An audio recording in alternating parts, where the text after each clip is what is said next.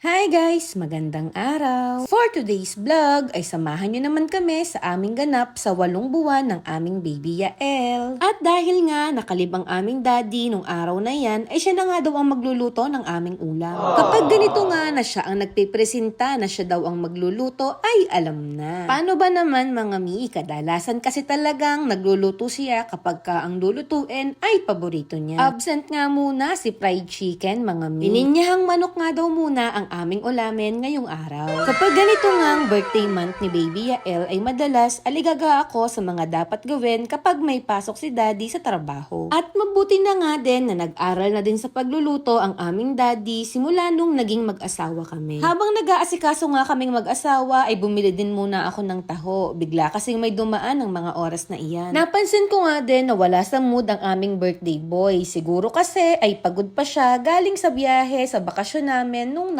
ang weekend. Sinubukan ko na nga na simula na pictorial si Yael. At katulad nga ng aking sinabi ay pagaan ang kanyang mukha. Hindi ko nga alam kung ano talaga ang problema ni baby. Baka nga inaantok na din, hindi pa kasi siya nakakatulog ng mga oras na iyan. Pero syempre mga mi, hindi papatalo ang mami. Tinuloy ko pa din ang pagkuha sa kanya ng picture. Alam kong hindi ako nag-iisa mga mi na kapag kaganitong mga eksena talagang gagawin natin lahat, mapatawa lang sila para makakuha din tayo ng maayos na pang monthly milestone na picture. Sa tunay nga ay nagsasasayaw at nagkakakanta na ako ng mga oras na yan, mapangiti lang siya. O diba, dancer at singer ang peg ng mami nyo, charot. At mukhang effective naman sa aking nag-iisang fan kasi ngumingiti na siya ng bahagya. Pagkatapos nga na magluto si daddy at magpicture si Yael ay kumain na rin kami. Ito nga din yung unang beses na birthday ni baby na kami lang mag-anak ang nagse-celebrate. Weekdays kasi ng mga araw na ito at may mga pasok nga sa trabaho ang mga kapatid namin. Hindi nga din nakapunta si ate at ang pamangkin ko na malapit lang sa aming apartment. Masama nga daw ang pakiramdam nilang mag-ina at takot nga sila na baka daw mahawa si baby. Iba na naman kasi ang panahon ngayon, nauuso na naman ang ubo at sipon. Kaya mabuti na rin talaga yung nag-iingat. Ngayong 7 to 8 months nga ni baby, napansin namin na ang dami ng changes at development sa kanya. Natutuwa nga kami ni daddy. Hindi pa kasi niya natututunan ang gumapang. Minsan nga ay nakikita namin siya na paurong ang gapang niya. Sa ngayon nga ay mahilig siyang bumaligtad para makuha niya ang kanyang gusto. May mga oras nga din sa isang araw na pinapractice ko ang tuhod niya para tumayo. Medyo malaking bata rin kasi si Yael kaya nahihirapan siya na i-balance yung kanyang katawan. Sa edad nga ni baby ay hindi na rin niya kami pinupuyat sa gabi. Hindi na nga siya gumigising sa madaling araw para dumede. Madalas nga ay alas 5 na rin siya gumigising. Sinasabayan nga niya ang kanyang daddy na papasok naman sa trabaho. Sa edad nga daw ni baby ay sadyang diretso na minsan ang tulog nila sa gabi. Kaya kailangan din na mapainom ko siya ng gatas at mapakain ng maayos kapag kaaraw para healthy pa rin si baby. Ngayong pagpasok nga niya ng 8 months ay natutunan na rin niya ang mag-clap ng kanyang mga kamay. Minsan nga ay nahuhuli namin na nagko-close open na siya pero kapag kinakantahan naman namin ay tinitigil niya. Ayaw niya ata ng aking boses, char. Mas madaldal na nga rin siya ngayon kapag nga tinatawagan din siya ng mga tita niya ay grabe na siyang makipagkwentuhan. Hindi ko nga alam kung si baby lang, napapansin kasi namin na madalas siyang sumisigaw kapag ka naglalaro siya. Lalo na nga kapag ka meron siyang hawak na toys, madalas nga ay inaaway niya ito. Tapos grabe yung gigil niya dito. Naisip nga namin na baka inaaral lang niya ang kanyang emosyon at kanyang boses. Isa pa nga din sa aming naobserbahan ngayong buwan ay medyo marunong na siyang mag-react kapag kaayaw na niya ng kanyang pinapanood o kaya naman ay pinapatay na namin ang TV. Sabi nga namin ni daddy ay sadyang kailangan na namin na orasan lamang ito. Kaya nga lang kapag ka ako lamang ang kanyang kasama at may kailangan akong gawin dito sa bahay, hindi ko talaga maiwasan na buksan muna ito hanggang makatapos ako. Kaya kung meron man na manghuhusga sa